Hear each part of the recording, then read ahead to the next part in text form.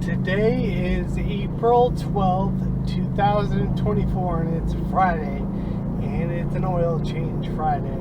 So every 2 weeks, I go to Valvoline Quick Oil Change. I've been doing this. Like last week, I had a birthday, so I've been doing this for 5 years. I've been getting my oil changed at Valvoline Quick Oil Change. Actually, longer than that, but every 2 weeks in this car for the past 5 years.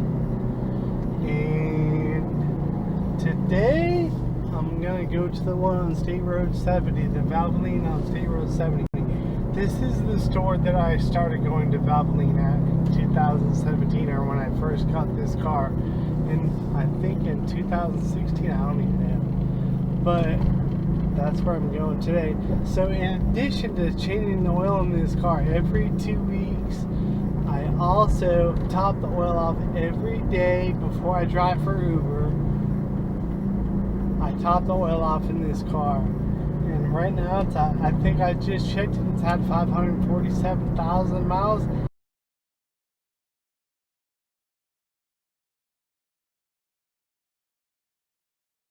And that's how I got it here. From changing the oil every 2 weeks. So the Valvoline that I'm going to today is the one on State Road 70. I haven't been there for like, I don't know, 6 months, give or take, a month or so. But it's on exit 217 in Brighton instead of exit 220 like I've always been going to. So here comes exit 217 off of I-75 in Florida. And this is the State Road 70 exit. So here is the Valvoline store on State Road 70. Sometimes there's a wait with this one. Today is the 12th of April, 2024, so we will see. Doesn't look like there's anybody there right now. So I don't think there'll be a wait today. But we'll see.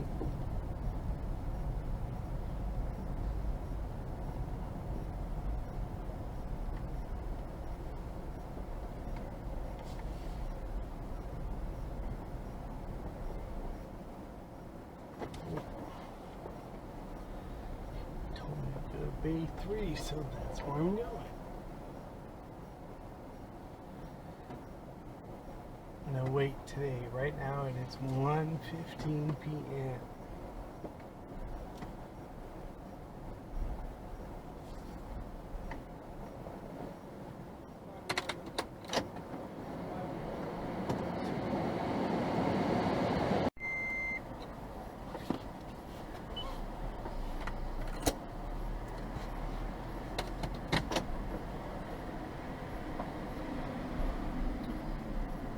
Awesome, dude. See you in 2 weeks. Thank you.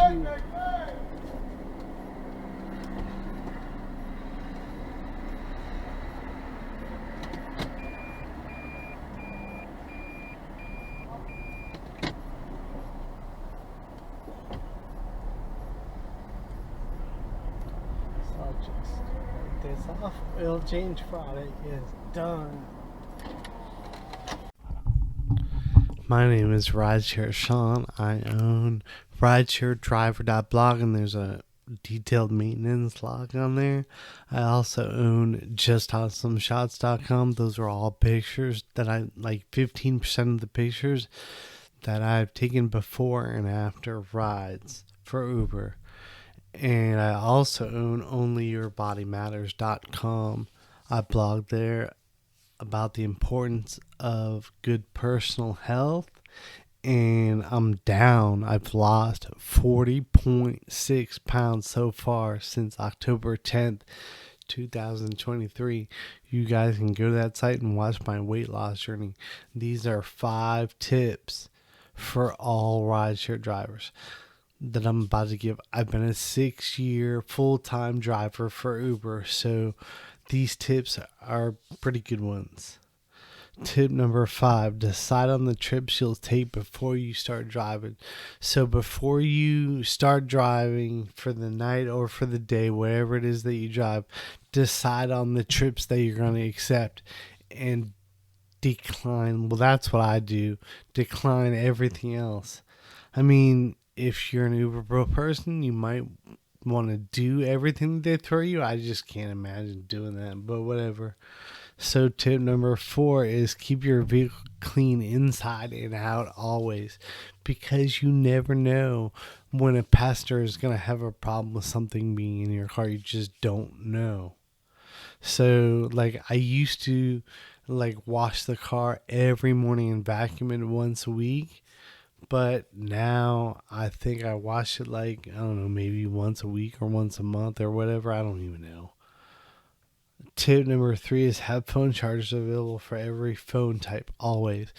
Now in my market, right now it's the Manatee County, Florida. They call it the Sarasota market.